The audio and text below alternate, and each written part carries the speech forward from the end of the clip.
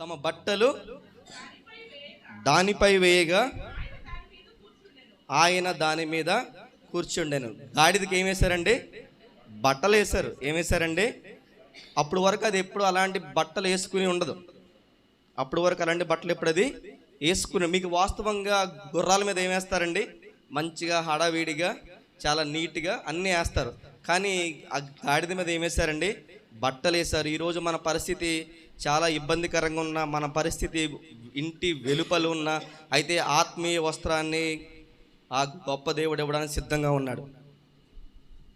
ఉన్నాడు లేడు? మన దేవుడు ఉన్నాడు. ఒకవేళ నీ పరిస్థితి బాగాలేదు, నీ పరిస్థితి చాలా ఇబ్బందిగా ఉంది, అయితే పిలిచివాడు నా దేవుడు యేసుక్రీస్తు. నీ పరిస్థితి చాలా కష్టంగా ఉంది, అయినా మన దేవుడు విడిచిపెట్టే దేవుడు కాడు. నీకు ఆత్మీయ వస్త్రాన్ని ఇవ్వడానికి ఆయన ఎప్పుడు సిద్ధంగానే ఉన్నాడు. మన దేవుడు ఆత్మీయ వస్త్రాన్ని ఎల్లప్పుడూ మన కోసం ఇస్తాడు. అలా ముందుకెళ్ళినైతే ఒక రెండు మాటలు ఉంటాయండి. 8వ వచనం,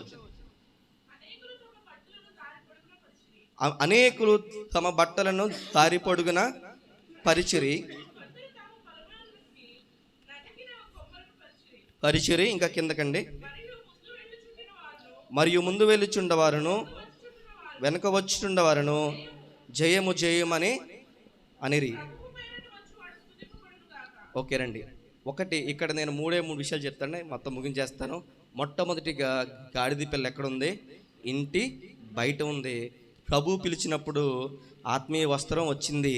మూడో విషయం ఏంటంటే, ఒంటరిగా ఉన్న ఆ గాడిద పిల్ల జనాల్లోకి, అంటే ఎక్కడికి వచ్చిందండి? అందరి మధ్యలోనికి వచ్చింది. మన దేవుడు ఒంటరిగా ఉన్నామని బాధపడక్కలేదు, ఇబ్బంది పడుతున్నామని మనం బాధపడక్కలేదు. ఆ గాడిద పిల్లకి ఘనతనిచ్చినట్టుగా అందరిలోకి మన దేవుడు ఏం చేస్తాడు? నడిపిస్తాడు. దేవుడి మాటలు దీవించును గాక.